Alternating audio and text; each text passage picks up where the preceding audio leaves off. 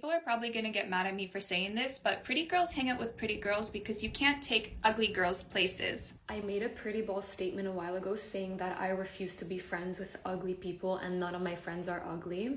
And it got a lot of people mad.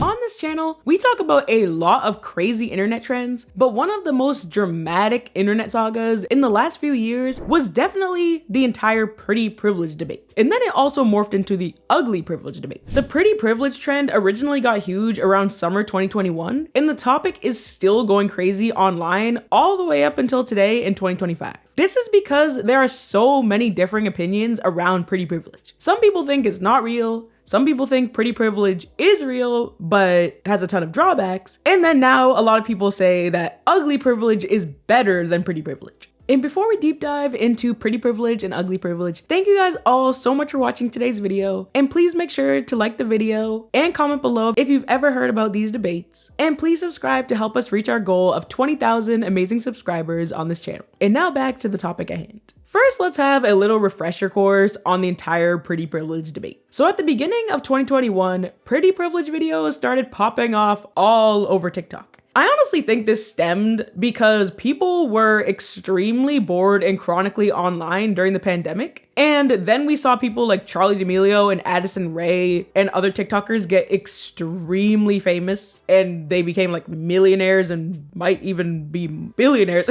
And then they got all this fame and money overnight on TikTok, and everybody was cooped up in their houses and wondering how to make money on the internet because you could not leave your house because it was the pandemic. So I feel like people started thinking about pretty privilege because they're like, okay, so Addison Rae can be pretty and get millions of dollars during the pandemic, but why can't I get millions of dollars? And that morphed into the entire pretty privilege debate. And I also think people were just bored because they're stuck in the house all day and wanted to spark debates and wanted to fight online. Here are some of the examples of the original pretty privilege videos that really kickstarted this entire saga. Actually telling you that you have pretty privilege. So one time I got pulled over for not having my lights on, and I drive a black car and it was at night, so understandably very suspicious. The officer comes up to the door, asks for my license. I immediately go to the glove box, open it up, rummage through things. Apparently you're not supposed to do that. Didn't have my license, so that was cool. And then he asked me for my social security number. It's looking me up, and I go, I know the first 3 numbers and the last 4, but the middle 2 always mix me up. I didn't get a ticket though, so that was cool. For the most part, you are constantly trying to prove your intelligence to everybody who automatically assumes you're very much unintelligent and treat you as such. Most females are very rude to you, so you have no friends. Pretty much all men automatically assume you're for the streets and have zero respect for you. They do not care at all what goes on in your brain, at all. Most people are pretty mean to you right off the bat because they assume you're going to be mean, and any single time that you're feeling insecure, you're looked at as fishing for compliments. But then whenever you're feeling confident, you're looked at as cocky and conceited.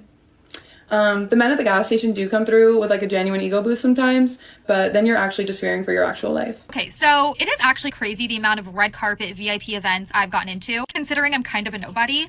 But this one particular time really stands out. Okay, so it was Super Bowl weekend in Miami. I didn't have tickets to anything because most things were sold out or you had to have a connect to get in. But I figured, why not try to finesse? So I show up to this event looking cute, not knowing anyone, and I do my signature smize and make eyes with the bouncer. He lets me into the general admission area, which was fine but not my vibe. So then I try to finesse my way into the VIP area, obviously. So I lock eyes with another bouncer. I tell him I lost my wristband. I never had a wristband. So he lets me into the VIP area, and then this guy on Instagram randomly DMs me. I'd never met him before, saying that he was at the same party. I meet up with him. He escorts me to the same table that David Beckham, G-Eazy, Jeffree Star, and everyone else who's anyone else was at. Buys me a table. Completely dips. Without actually telling me. Okay, I'm gonna try to make this short, but basically it's my only time ever flying, and I was going to Houston, so I had my carry-on bag. I didn't know the rules of carry-on bags. So in my carry-on bag, I had 3 full-size bottles of perfume. Didn't think anything of it.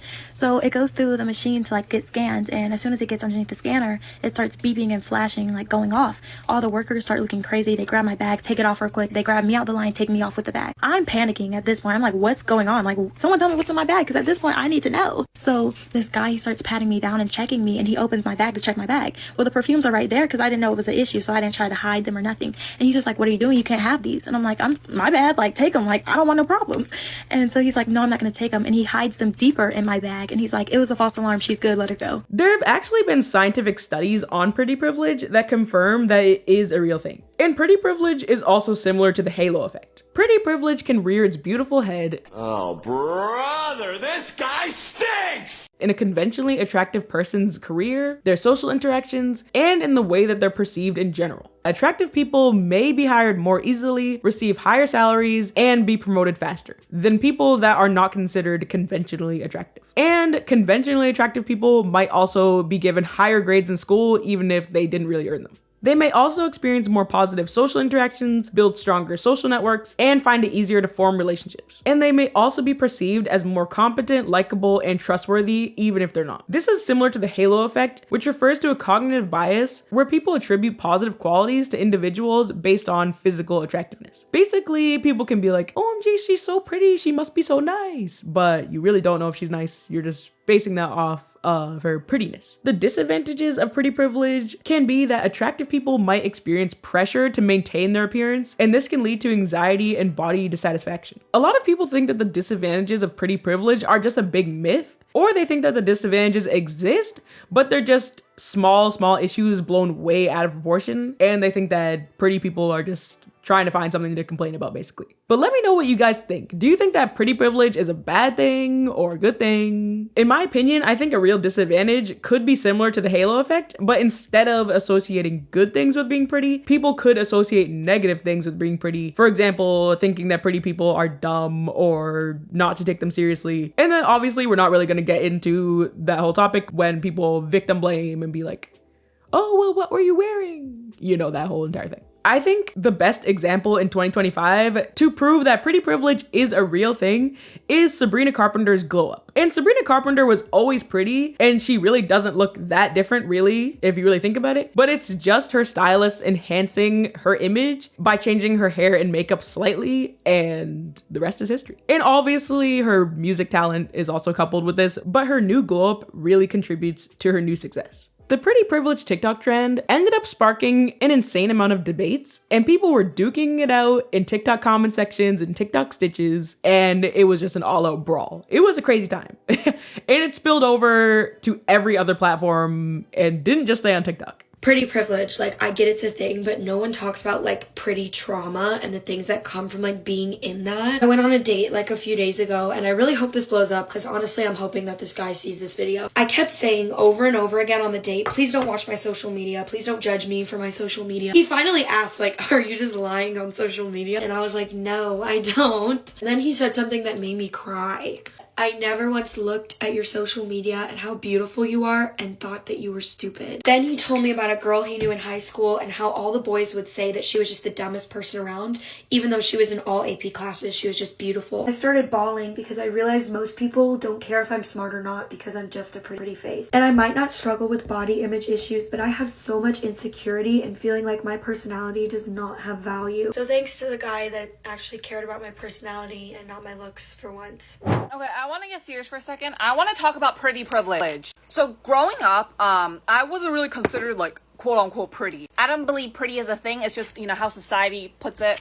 I didn't fit into the society norm. And so back in high school, people didn't really talk to me. At the time, I didn't feel like I was treated any different, to be honest, because I didn't know what it feels like to be pretty, you know? And back in high school, I didn't really take care of myself. I didn't know how to do makeup. I didn't really care what I wore. I was very much academically focused, so it didn't really bother me until when I get to college, where I started learning how to do makeup, putting on my silly little outfits. I'm not gonna sit here and be like, oh, I'm like so much prettier now. No, because I guess in a way now I take care of myself more, I guess. And I noticed a difference. People that don't talk to me in high school started talking to me in college. And people greet me when I enter stores, which I didn't really notice before. Because before, when I entered stores in high school, people didn't really talk to me. People didn't really greet me. But when you start dressing up and when you start taking care of yourself, people greet you. There's a specific type of pretty privilege that nobody talks about. And it's so wild to experience. I feel like I grew up ugly.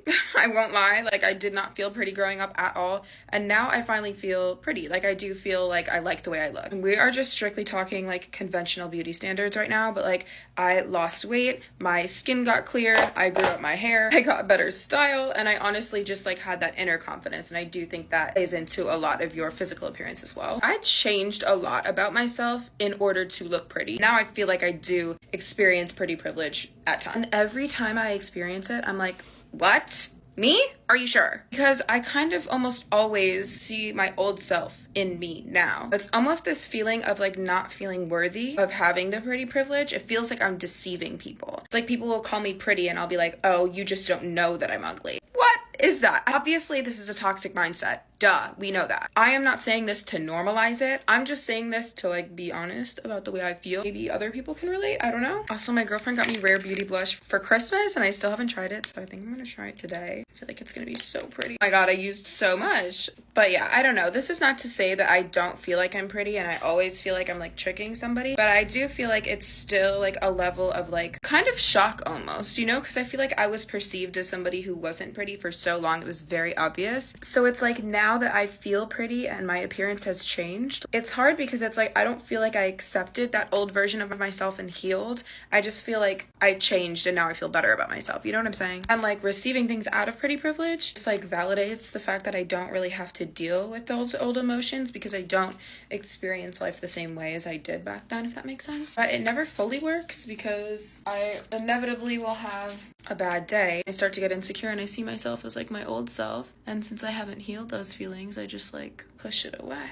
Oh damn, I'm learning about myself right now. Like I said, I know this is not a healthy mindset to have, but I do think that difference in experience when it comes to like former ugly girl pretty privilege is like way different than if you just like grew up pretty. There are tiers to pretty privilege and I'm on the lower tier. So pretty privilege has 3 tiers. There's entry level, 8 tier, and model status. So entry level pretty privilege includes all the girls that are a little bit above average looking, but they're not like the prettiest girls you've ever seen, but you would definitely consider them pretty. Being on this level gets you some privileges. Like you can get free drinks at a bar, people want to help you if you're in need, people are generally nice to you, they give you the benefit of the doubt, and this is the category that I would put myself in. And to put this on the 1 through 10 scale, this would be the high 6s and the 7s. You're pretty enough to be treated well because of it, but you're not pretty enough to make a lifestyle out of it. So one level above that is what I call 8 tier, and that's your 8s of the world. And these girls are generally the prettiest girls in the room. They're the prettiest girls you see in real life on an average day. And these are the girls that draw attention because of how pretty they are. When you're on this level, you get all the privileges of entry level, but multiplied. Instead of being able to access benefits, you're getting offered benefits. So people will give you free drinks without even talking to you. People will give you free food. People will just give you free things, honestly. People flock around you. Either girls really want to be your friend or they're very jealous of you and they hate on you, and boys are very obsessed with you. You have the halo effect, which is where people think highly of you just because of the way that you look. It's not based on merit, but people will just think that you're nicer, you're funnier, you're smarter,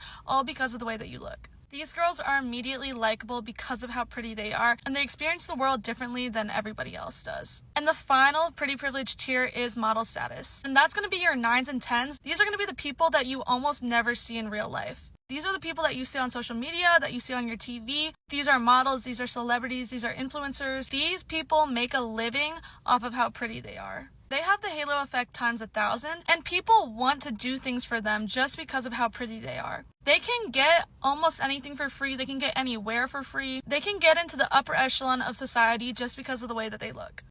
The downsides of pretty privilege. When no one tells you about being pretty and it's just misogyny, like you're just describing misogyny. This is nothing new. I've seen like 5 or 6 posts and it's girls being like, yeah, I'm pretty, so men don't treat me as a person, they treat me as a body, like I get sexualized, I get objectified. That also happens to women who don't fall within the beauty standards. It feels like a weird way to like humble brag and be like, yeah, I'm pretty, so I go through this. No, we're women, so we all go through this. Thank you. I feel like there's this huge thing about pretty privilege that's so like such a misconception. Because everybody loves to talk about, oh, if you have pretty privilege, you have like, you know, all of this, all of that other people don't receive. Your life is so much better if you have pretty privilege, etc. You know, and that can be the case for some people. However, in my wholeheartedly opinion, I feel like pretty privilege has more cons than pros. Because think about it, right? When you have pretty privilege, people are going to be jealous of you. People are going to talk shit about you. People are going to want what you have. Usually, the most beautiful women that I've ever met rarely have any friends. Usually don't have a boyfriend or a girlfriend either. This is because they intimidate people just by existing. Hell, I could speak off of experience. So I feel like pretty privilege is just such a big misconception because in my personal life, I've received more cons than pros. So-called friends, so-called partners have been jealous of me. Pretty privilege is not what it seems. You are going to be a beacon, a trigger for everybody. Okay, not everybody, but for most people. The reason for that is you are a physical representation of someone they wish they could be, sadly. Think of yourself like a mirror to them. You're going to be constantly reminding them of everything they don't like about themselves, especially things they don't like about themselves physically. And because you trigger them, it doesn't matter if you're kind, it doesn't matter if you're a good person. They are gonna find reasons to hate you. This is where you really have to do the work to get to know yourself and know who you are, because they are gonna be picking at everything.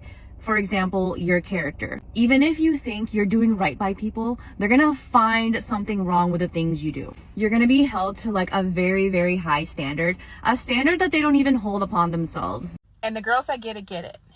When you have pretty privilege, you are allowed to just skate through life completely unbothered and completely unscathed. When you have pretty privilege, you're not going to go without anything, but you're also not going to know where it's going, how you're going to get it, or where it's going to come from. Also, when people ask questions like, where do I meet these type of people? Where do I meet these type of men? It's not about where you meet the men, really. It's about your pretty privilege. Because I promise you, if you have pretty privilege, these types of men will come to you. You will not have to seek them out. And if you are pretty, if you are extremely gorgeous or attractive, or you have the type of energy that can pull a room, it's going to seem very odd to people, very sus, if you are actively seeking out men. But yeah, if you have pretty privilege, your life is not hard. Like, don't argue with me. It's not. I'm fully convinced that we reached a point in the pretty privilege discussion where now it just feels like it's a way for attractive women to brag about other women being jealous of them. When the topic first got brought up, I thought it was a very interesting phenomenon. I could even relate to it to some degree. But now it's just over and done. Like, we get it. Being attractive is a double-edged sword and everybody's valid in their own way. But let's be so fucking for real right now that despite the drawbacks of pretty privilege, there's no way that you would choose being unattractive over that. Like, we've gone full circle. Like, we're right back at internalized misogyny. Because now we're shitting on women either way. Now I'm even shitting on women. Argue about it with your mothers because they were the ones that originally planted it in our heads that if anyone was ever mean to us, especially girls, it was because they're jealous. When in reality, sometimes maybe we were just the bad guy. Anyway, I don't care enough about the topic to come up with some solution or have some big discussion on it because it's really not that deep. Like, when I close my phone, I'm not walking around thinking about pretty privilege. I just like to point out the irony in things, and even I am being ironic. I feel like one of the main reasons why this topic was so controversial is because even if you're drop dead gorgeous and the prettiest person ever, why would you pick up your camera and hop on the internet and be like, I'm just so pretty, I've just always been pretty and I just always will be, let me know what you think? Like, why would you just get on the internet and talk about how you get pretty privilege? Like, it's kind of crazy. And what happened to let other people praise you instead of letting yourself praise yourself? At the end of the day, no matter who you are, if you get on the internet and call yourself beautiful and gorgeous, it doesn't matter what you look like. The viewers are always going to turn on you and get offended and comment how ugly you are and comment how conceited you are and say, you're so full of yourself, you're so ugly, get off the internet, blah. Like, just don't get on the internet and just be like, oh my goodness, I'm pretty. I also want to mention that conventionally pretty and attractive people will always get called ugly on the internet for whatever reason, whether they are the ones to praise themselves or not. So the best thing is just not to listen to internet trolls, because the best example that comes to mind of this is when everybody all of a sudden started calling Margot Robbie mid after she was in the Barbie movie. And nobody was calling her mid when she played Harley Quinn, who's supposed to look all crazy and like a clown. But then all of a sudden, when she wanted to dare to play Barbie, the most pretty doll in history, now all of a sudden everybody's like, oh, she's so mid, she's so ugly, she's so this, she's so that. No. But Margot Robbie never said she was the prettiest girl ever. People just didn't like that she dared to play Barbie. After all these debates in the pretty privilege conversation, the topic made its way over to YouTube. And one of the most famous pretty privilege videos on YouTube was uploaded by a creator named O Stefco. And her video was actually about how she doesn't have pretty privilege, but this ended up causing a huge amount of controversy on YouTube. Stephanie, aka O Stefco's video, received a ton of heat from women saying that, oh, it's her fault that she doesn't get male attention, this. There were so many debates in the comment section of Stephanie's video between people who agreed with her and people who 100% disagreed with her. And this engagement got so high that her video went insanely viral. And this caused a lot of podcasts and other creators to make responses to her video. The main arguments that people used against Stephanie were claiming that she didn't dress pretty enough or didn't do her makeup well enough when going on dates. And then they were claiming that pretty privilege didn't exist. And then they were claiming that she's just shallow and superficial for even making the video in the first place or even wanting male attention in the first place. And also, I don't really agree with that because nobody goes out on dates hoping that the man they're on the date with doesn't like them. So how is it superficial to want the man you're on a date with to like you? Like, that doesn't make any sense. Like, no one's like, oh my goodness, I can't wait to not get romantic attention on this date. Stephanie ended up deleting her original Pretty Privilege video. It's not popular to address it honestly. The subject that I'm talking about, if you saw the title of this video, is pretty privilege. And for anybody who doesn't know, the concept of pretty privilege is that you basically get treated better in life the more attractive you are. Regular looking women could never get, like being a hostess at an upscale club or, you know, things of that nature. It didn't really bother me until I got a little older and I started to take stock of different things that I didn't have in my life, which I think we do all the time. You know, people compare themselves to other people. It happens. And I started to just think about all the things in my life that probably would have been a little bit easier if I had some pretty privilege. So I want to make something clear before I go forward. I am not at all saying in this video that I find myself unattractive. I actually think of myself as a okay looking person and I can really dial it up, you know, when necessary. Here, by the way, is a picture of me celebrating my most recent birthday. But pretty privilege is not something that you yourself can decide that you have, if that makes sense. Like a lot of privileges, it's something that society just gives you based on what the systems of society already are, like before you even got there. So no matter how confident I might be, no matter how much I might spend on a certain type of wig or a certain makeup application style, I'm never going to have pretty privilege. And it does bother me, and I wanted to be honest about it. First thing I want to talk about when it comes to pretty privilege is I want to talk about just the different things I noticed that really started to bother me that I'd never experienced just as a woman because I don't have pretty privilege. So I showed you guys that picture earlier of me on my birthday. And that picture is important to me because that picture kind of set off this whole idea of wanting to make this video. I never before really participated in any of these stereotypical rituals of going out and dressing up a certain way. And that's because I discovered at a really young age that when I'm at the club, I'm going to be paying for my own drinks. I was not the type of woman that men would fight over, that men would really even approach. So early in my life, I was like 22, 23, and for sure at 25, I decided I wasn't going to go out anymore. So all of my outings, all of my fun, like let's get together, all of those things happened at bars and pubs. A lot of the times places where I knew that nobody who I would be attracted to would be there. And I did that as a defense mechanism, right? I knew if I dress up and I go out to a certain place and I'm ignored, it's going to hurt my feelings. So I didn't want to do that. However, for this birthday, I decided, you know what? I've been watching YouTube tutorials for years. I'm going to lay a lace front wig. I'm going to do my brows. I'm going to get a dress off of Fashion Nova. I went to them and I got this gorgeous dress. I'm going to show here. Loved it. It fit the theme of my party, which was mermaid because I'm a Pisces. And yeah, I felt really pretty that night. And I remember walking into the restaurant just feeling like, and my friend even got me like a little crown. And I remember walking into the restaurant and just feeling like, okay, like if anybody is going to notice me, it's going to be tonight wearing this. I walked in and there was a group of guys sitting down at a table. All guys looked like they were single guys. You can never tell, but they were around my age, so mid-30s, early 30s. And I walked in and not a single person turned around to make eye contact with me. Nobody budged. I was looking kind of around the restaurant, you know, like you feel really pretty. So you're kind of looking just to see if anybody's, you know, all eyes on me, you know, that kind of thing. And nobody's eyes were on me. A YouTuber named Dr. K pointed out a really good point that all the people in the comments telling Stephanie that she was doing something wrong and she should just make herself prettier and all this stuff, they should keep in mind that you should never really do something or make yourself prettier just for the purpose of getting male validation, because it's gonna be a slippery slope. And this is where I come in as a cosmetic doctor, because I see women that have tried to level up their appearance and make changes. I am all in favor of self-improvement. It's really important to continue to work on you're physically healthy, that you look after your skin, you look after your body, you exercise, you eat right, and investing into self-care. However, there is a danger when it goes unchecked. You should be first and foremost doing all of this for yourself to improve your self-image, your self-esteem, improve your confidence, and then the success in romantic relationships is secondary and should come along as a side effect of all of that. I would never advise any woman out there to go and get any procedure, non-surgical surgery, even just getting a facial, purely because she wants to appeal to more men. She should do it because that's what she wants to do, that's what she feels good doing, and if none of that is the case, she has no business anywhere near a knife or having any sort of procedure. She needs to be right here before she starts fixing external things. What can happen is that if you're chasing this perfection, body goals, external validation goals, is that you will never be happy. And we see this play out time and time again. We've seen celebrities like Khloe Kardashian that have just gotten on this hamster wheel of never-ending surgery. And the truth is that no amount of nip and tuck will fix and correct poor self-image, poor self-esteem. Oh, Stefco was also interviewed by Real Talk with Yanni on YouTube to clear up a lot of this drama.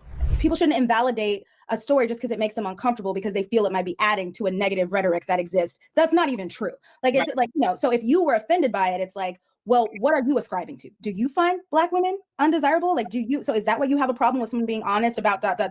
Are you so scared to be honest about your experience as a Black woman because you think it might make people feel like they can pile on you? Is that something? Me, it doesn't bother me. I'm a person first. I am a person, and I'm allowed to have every feeling. So yeah, I think there's negative feedback because we're not allowed as Black women to be vulnerable. Talk to the press. And I think the women that were offended, the Black women that were offended, their suppressed emotion that they don't deal with was exposed, and you exposed it. And I think that was something that was hard for them to deal with, especially when they're not being advised by like a counselor on how to deal with that emotion, because I felt like you brought that emotion to the forefront, which a lot of people, particularly among us Black women, we bury because we're taught to instead of dealing with it. And I think you really opened that door for a lot of people. So I agree. And I also think that that's we have to look at like generationally, because that's a very like millennial thing. Yeah. I don't know how old you are, but everyone knows how old I am. The generation behind us, the Gen Z, they're very open. They're not suppressing anything. And like I said, I made that video. I forgot where it was because I had been spending way too much time on the internet. I was like, this is what we're all talking about, right? But I think even logging into YouTube is a very millennial thing. I don't even think that this is a platform that they use anymore. They're still over there. So I think had I made like a series of videos on TikTok, it would have gone over totally differently. I would have had my little blue check mark. I would have been, woohoo, everybody would have been like, yes, this girl. Actually, I was spending some time today on the TikTok account of a girl who this is all she does. Very honest, but she's talking to a different audience. And so I think for our age group, our audience, our generation, we don't talk like this. This is not something you say. This is not how we were raised to speak. And especially the generations above us, because I've had women reach out to me in their 50s and they've been like, thank you. I was never allowed to say this out loud. We weren't allowed to say it. But I've been influenced. I've been influenced by the youths. And so now I'm like, listen, I'm just going to be honest about it because I know that admitting this doesn't invalidate me as a person. Like, I'm still great, even though I can say that this happens. One does not cancel out the other. And that was not something our generation practiced. It was like, if you say it out loud, it knocks you down. So do not ever say that again. And I don't believe that anymore. I used to, but not anymore. Generation Z is like the rebels that we always wanted to be, but we couldn't. So because we were told by our parents to like stay in line and do this and follow these rules, and they're just like, yeah, but the world burned down. So I don't think so. I'm gonna just say what I want to say. Thank you, but that's not what I'm doing. I love it. As the pretty privilege debate went on and on, some people started to get pretty bold with their takes. For example, when Fanita said this. What is your hot take? This is gonna sound really mean, but I promise I'm not a mean girl, even though some people think I am. I don't think everyone's beautiful. Listen. I don't. Wait, tell me. And I think we need to stop lying. I think we need to stop. Like, some people are ugly and that's fine. Like, some people are and that's okay. Like, not everybody's meant to be like attractive. Like, some people aren't aesthetically pleasing to look at, and that's just a fact. And I'm sorry, I'm tired of like everyone's beautiful. Like, I think everybody's beautiful on the inside or has the potential to be beautiful on the inside. But I feel like not everyone's beautiful on the outside, and I'll die on this hill. Fanita doesn't think that pretty is a choice. She thinks that you're just born with it or you're not. But personally, I think that it's not really like, oh yeah, you just have it or you don't. I think that just like we see with Sabrina Carpenter, you can choose to have a glow up. Like obviously Sabrina Carpenter was always pretty to begin with. Everything that makes you conventionally attractive is kind of superficial, and it's not really about what you're born with. Like, you know, when people are always like, oh, celebrities are so ugly without makeup on. No, they're not ugly without makeup on. You just have been scrolling so much on Instagram and TikTok and seeing so many filters and Facetunes that you forgot what real human beings look like. I feel like it's kind of like in Ratatouille when they're like, anyone can cook. Like, not everyone is a great cook. Not everybody wants to put a bunch of makeup on and everything else. But I feel like anybody can put a bunch of makeup and hair on. And also, doesn't Sabrina Carpenter wear a wig? Nothing against wigs, but pretty privilege is not really about natural beauty. It's honestly about how much you put effort into your appearance. And also, you could argue that people that are conventionally attractive could also purposely make themselves unattractive if they don't wear all these pretty clothes and pretty makeup like they usually do. And then also, we'll always have those people who will never be unattractive no matter how hard they try. Even if they try to cosplay as that weird girl from those mobile game ads when she's covered in mud and has like the shaved head, they would still be attractive and pretty. But still, I think that pretty is definitely a choice. And also, whatever happened to beauty is in the eye of the beholder. Another YouTuber named Simone Nicole had a great take on this entire pretty privilege controversy once Fanita joined the chat, and she explained why she feels like pretty is a choice. I'll die on this hill. People tore her up for this video. Like, I feel like people would have been a lot more receptive to what she had to say if she added some form of self-deprecating humor or made it clear to everybody that she was ugly, which I think is insane. Like, that in order for her to have this take, she had to be like, I'm not beautiful to everybody, I'm not pretty to everybody. And because she didn't make that concession, people were sure to make that concession for her, because baby, them comments tore her apart. And I actually thought it was really ironic. People were in the comment section basically being like, everyone is beautiful to somebody, beauty is subjective, but in the same breath are being like, the call is coming from inside the house. It is crazy the way that she feels so comfortable sitting up there looking the way that she looks, talking about other people aren't beautiful, which I think is very backwards. Because you can't have it both ways. Like, you can't have it like everyone is beautiful to somebody, but then also be like, and she's ugly. Because I thought that we were saying that everyone was beautiful to somebody. Like, I'm not sitting here trying to argue whether or not it's her position to be judge, jury, and executioner for who is beautiful and that we should appoint somebody to that space. But what I found very interesting and insulting was how quick people were to remind her, like, hey, you are fat, you are black, not just black, you are dark skinned, you have locks. So we're all on one accord that if it's not all of those things in combination, then it's at least a few of those things are eligible to make somebody not beautiful.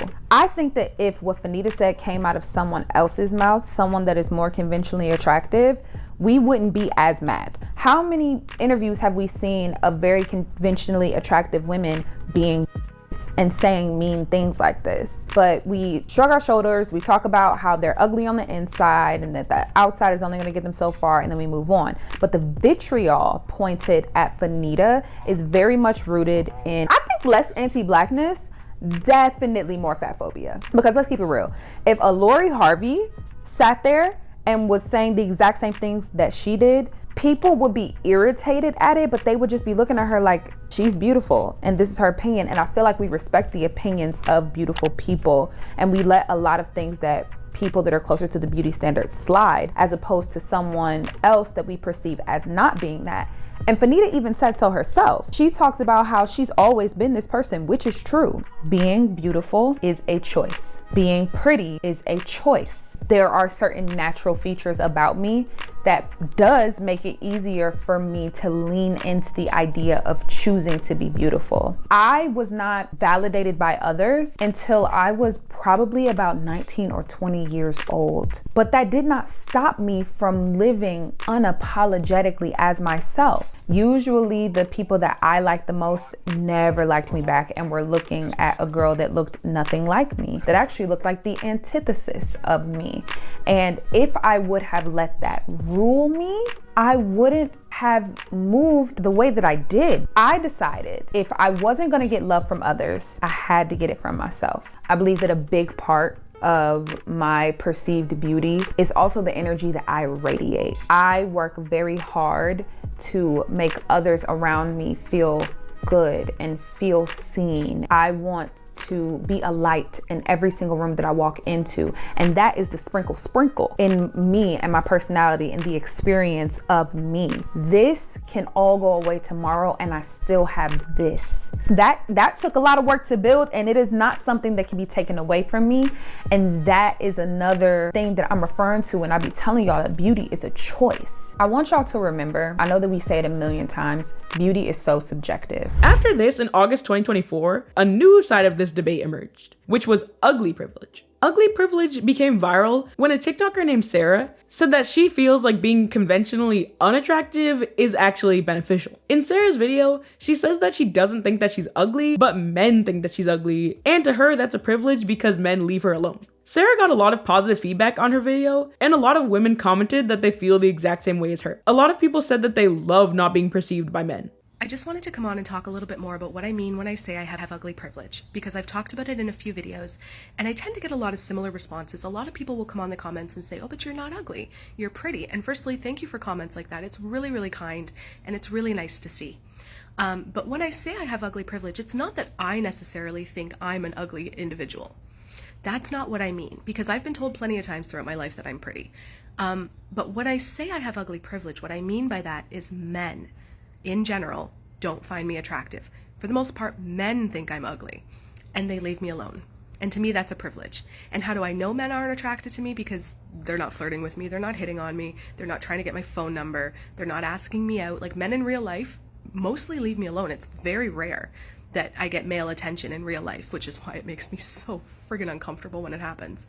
But that's what I mean when I say I have ugly privilege. It's a privilege to be left alone by men because they find me ugly. Some comments on her video were, this is why I solo travel a lot. I get left alone. I know I'm not found attractive by men. I've learned to just get over my ego because I'm given my peace. And another person said, I absolutely experienced this. My sister is gorgeous and there are so many things she can't do because of harassment. I get to do so much more in life. I embrace ugly privilege. And thank you for talking about this, as I thought I was alone thinking like this. Sarah also made a follow-up video reminding everyone that just because you might feel unattractive doesn't mean that you're 100% safe from being targeted by weirdo men or safe from experiencing SA or anything, which is really important to keep in mind. Sarah's video sparked more creators to talk about why they think that ugly privilege is a thing and why they like ugly privilege. She has what she calls ugly privilege, and I had never heard this term before, but my friend and I had come up with like a similar term a few years ago. I'm not even saying this to be self-deprecating, but generally when I move through the world, I do not like command attention based on my looks, if that makes sense. And I don't think that's a problem. I don't think that everyone has to be the most beautiful girl in the world when they walk into a room. That's not my job. I have other strengths. Basically, my exact same experience as the girl who made the original video is that I don't really get unwanted male attention in public. I don't even, when I was single and I was dating, I didn't even really get wanted male attention. And I don't know, like, it might be because I have curly hair, it might be the glasses, it might be that I'm a brunette. Like, I hear stories from my blonde friends about how they just have the weirdest, most out-of-pocket interactions with men in public, like almost non-stop. I saw Arden Rose talk about this before, about how she would never go back to being blonde because she got the most unwanted male attention that she ever got when she had blonde hair. I remember when I was like 17, 18, 19, like when I would hear all of these women and like see online, like all of the discourse about what a problem catcalling was, like I kind of like didn't believe it. Like, I hate to say it, but like I was a teenager, but like I was denying women's experiences because I was like, there's no way you guys are getting catcalled this much. No, they were. I just wasn't. And then we have ugly privilege. So ugly privilege is when people leave you alone and don't bother you and have very low expectations, which is great because sometimes when I go out the house and I look busted, I like the ugly privilege of not being paid attention to or harassed or asked for my number or, you know, just the expectation that comes along with who you may or may not be like if you're pretty. I wasn't like the prettiest flower in the garden or whatever. Like, the thing is, because of the fact that I am always like a person who like tends to see the glass as like more so half full than half empty, you know, instead of being like, oh my god, no, boys don't like me. What are the benefits? What are the benefits to boys don't like you? Thinking that boys weren't looking at me at a very young age just got completely rid of any fear that I had of being seen or perceived, because I was just like, if no one's checking for me, then I might as well just be whoever I want to be and act however I want to act without fear of any real judgment, right? And that is how I got super comfortable at like what my personality was and like how crazy or weird I can be when I was basically in middle school. Like the years where I'm supposed to be like the most traumatized because, you know, puberty starting, about like, oh my god, boys, like what do they think of me? I was like, they don't. So just live your life. Like, I was like, okay. But what I was not prepared for was this random ass glow up that I had in my 20s. And I'm like, where did that come from? And you want to know what bullshit I started doing? I started acting like, but if I say this and if I do that and if I post that, oh no, what is that guy gonna think? These boys what are boys in general gonna think? Ah! You don't care! This is why I need you to believe me when I say nothing is more peaceful to me than dry DMs. I'm telling you. Ugly privilege. When you look like a piece of garbage in public and you know it, you have the freedom to do whatever the hell you want. Because you know for a fact nobody's attracted to your hotness, so you might as well capitalize on your irrelevance and be the weirdest, loudest version of yourself. Like, I feel bad for Madison Beer because as soon as she enters the room, everyone puts her on a pedestal and she's expected to act a certain way. But you do not have the problem if nobody notices you entering the room. Because you could slip and slide in the chocolate fountain and people will brush it off because you're ugly. That's just Mildred in it. There's zero pressure because even if you're around your crush, you don't get butterflies because you have zero chance anyway. And if you do have butterflies, one look in the mirror, baby, you'll digest them.